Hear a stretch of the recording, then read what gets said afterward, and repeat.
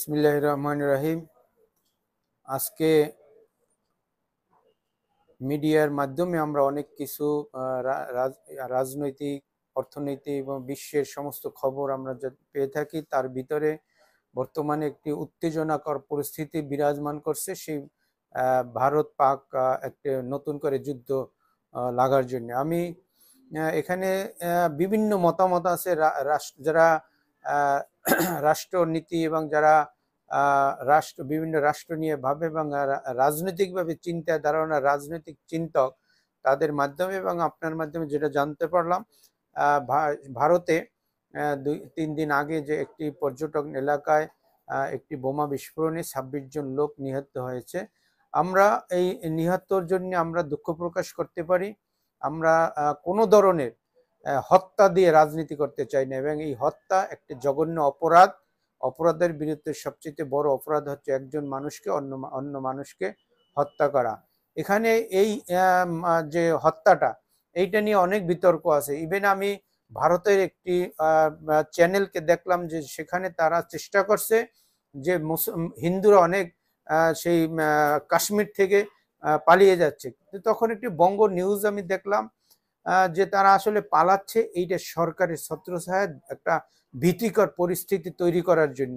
এবং যেখানে এই হত্যাটা হয়েছে পর্যটকেরা, সেটা পাকিস্তানের যে সীমারেখার থেকে অনেক ভারতের ভিতরে, এবং সেটা একটা গহীন মানে একটা অরণ্য অঞ্চলে। এখান থেকে ভারতের যে আক্রমণ, এটা কোনোভাবে সম্ভব নেই। এবং কিভাবে ওই মোদির সন্ত্রাসী যেভাবে বললেন একটা একটা রাষ্ট্র আর একটা রাষ্ট্রকে উস্কানি দিয়ে তারা আজকে অস্ত্রের ভাষায় কথা বলছে।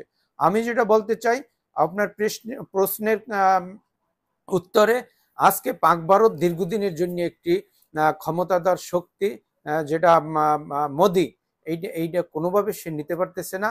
এবং এই মুহূর্তে তারা একটি নিজস্ব গণ্ডির ভিতরে নিজেরা অরাজকতা তৈরি করে তারা চাচ্ছে উস্কানি দিয়ে পাকিস্তানের সাথে যুদ্ধে জড়াতে, এবং এই তার একটা যে তার ক্ষমতাকে দীর্ঘই করার জন্য।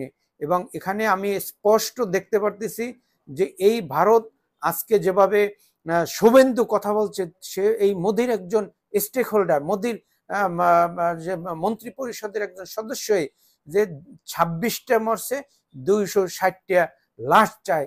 এদের ভাষাটাই হচ্ছে সবসময় সন্ত্রাসী। এই শুভেন্দু এবং তার মোদির মন্ত্রিসভার ভিতরে তারা সবাই মধ্যে উস্কানিমূলক কথাবার্তা বলছে। এবং 260টা এই হারামজাদা যদি সবচেয়ে সন্ত্রাসী হয়েছে শুভেন্দু, তুই একটা রাষ্ট্রের দায়িত্বে থেকে কিভাবে হত্যার পরিবর্তে হত্যা, এইখানে ওই দেশের মানুষকে আরো উস্কানি দিচ্ছে। এবং এই যুদ্ধের জন্য তারা একটা ইচ্ছাকৃতভাবে, রাষ্ট্রীয়ভাবে, ভৌগোলিকভাবে তারা একটা যুদ্ধের জন্য এই ধরনের ঘটনা ঘটাচ্ছে। তো আমি যেটা বলতে চাই, এই যদি যুদ্ধ লাগে, এইটা হবে রাষ্ট্র এবং জাতিসংঘের এই মুহূর্তে হস্তক্ষেপ করা।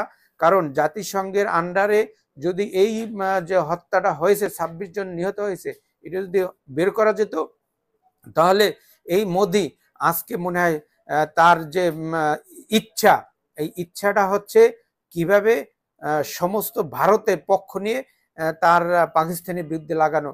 কিন্তু আপনারা দেখতে পাচ্ছেন এবং আপনার মাধ্যমে জানতে পারতেছি যে ভারতে অনেকে এই মুহূর্তে রাস্তায় আছে, তাদের যেটা চাহিদা, তারা তাদের ভিতরে দেখলাম এই সুবন্ধেরও নিন্দা জানাচ্ছে। এবং সুবন্ধি যে একজন কসাইয়ের মতো এবং সন্ত্রাসীর ভাষায় কথা বলতেছে, তারা চাচ্ছে না হত্যার পরিবার হত্যা, তারা চাচ্ছে এই মুহূর্তে একটি ভারত শান্তি বাস করতে চায়। তারা সমস্ত লোকজন এই জন্য রাস্তায় নেমে আসছে। আচ্ছা, একটু অ্যাড করতে চাই, আপনি কি মনে করেন যে এই ইস্যুটাকে কেন্দ্র করে ভারতের যে মুসলমান কমিউনিটি আছে তাদের উপর একটা অত্যাচার, জুলুম, স্কিম লোডার চালানো হচ্ছে, একটা পায়তারা? এবং সেই সাথে আমরা ইতিহাস থেকে যতটুকু জানি যে পাকিস্তানের সাথে যতবার যুদ্ধ হয়েছে ভারত জিততে পারে নাই, তাদের কি সেই সক্ষমতা আছে? এই যে হুমকি দামকি, আপনি কিভাবে দেখছেন? কয়েকটা কমেডি টেলিভিশন আছে, এরা কমেডি ভাষায় কথা বলে। কয়টা অস্ত্র আছে, কয়টা ক্ষেপণাস্ত্র আছে, এইটা পাকিস্তানি শূন্য, এইটা আমাদের 3টা, এইভাবে একটা পরিসংখ্যান তারা প্রকাশ করার চেষ্টা করতেছে। এই কমেডি টিভিগুলোকে বন্ধ করা উচিত।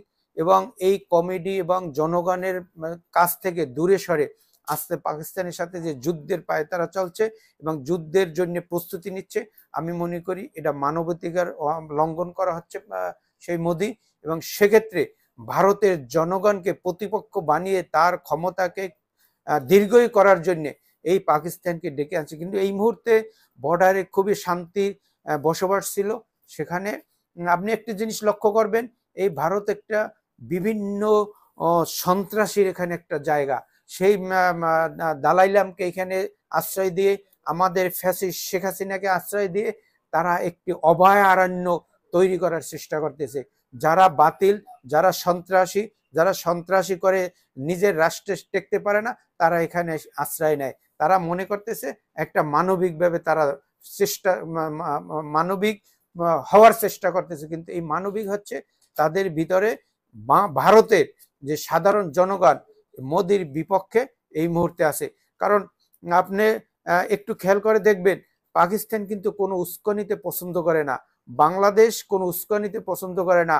কারণ প্রতিবেশী রাষ্ট্রের সাথে সবসময় ভৌগোলিক সীমারেখার মধ্যে একটি দ্বিপাক্ষিক যদি কোনো ঘটনা নিয়ে কোনো উত্তেজনা বাড়ে, এটা দ্বিপাক্ষিক আলোচনার মধ্যে প্রশমন হয়। কিন্তু যে ঘটনা নিয়ে আজকে পাকিস্তানকে কোণঠাসা এবং যুদ্ধের জন্য প্রস্তুতি নিচ্ছে, এটা চরমভাবে সে আন্তর্জাতিক মানবাধিকার এবং আন্তর্জাতিক যে সীমারেখাকে সে লঙ্ঘন করছে।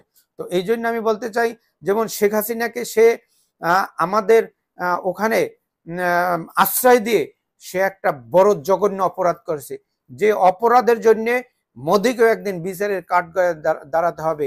কারণ এই শেখ হাসিনা বাংলাদেশের 20 কোটি জনগণকে জিম্মি করে বাংলাদেশের মানচিত্রকে ভারতের একটি অঙ্গরাজ্য মানচিত্র বানানোর জন্য সে প্রচেষ্টা চালিয়েছিল।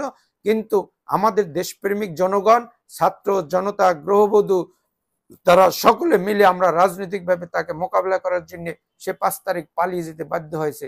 তো এখানে প্রতীয়মান হয় আজকে ভারত যেভাবে কথা বলছে, এই সুবন্ধু বলছে যে ইসরায়েল নাকি গাজাকে ধ্বংস করে দিয়েছে, ওইভাবে নাকি সে ধ্বংস করে দেবে এবং সেখানে বাংলাদেশেও তার ইউটার্ন হওয়ার একটা প্রচেষ্টা দেখছি। তো আমি যেটা বলতে চাই, এই সুবন্ধু এবং মোদিরা একদিন বাংলার থেকে বাংলার এবং বিশ্বের কাছে মানচিত্র থেকে একদিন বিলীন হয়ে যাবে। তার কারণ এদের সবসময়ের জন্য অস্ত্রের ভাষায় কথা বলে।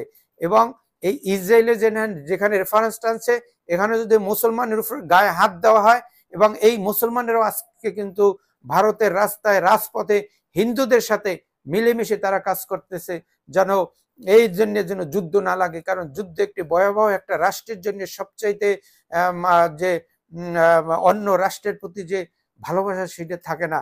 কারণ আপনি দেখতেছেন ওইখানে 26 জন মারা যাওয়ার সময় একজন মুসলমানও সে প্রতিরোধ করার জন্য দাঁড়িয়েছিল, কিন্তু সে কিন্তু হিন্দুকে মুসলমান দেখে নাই।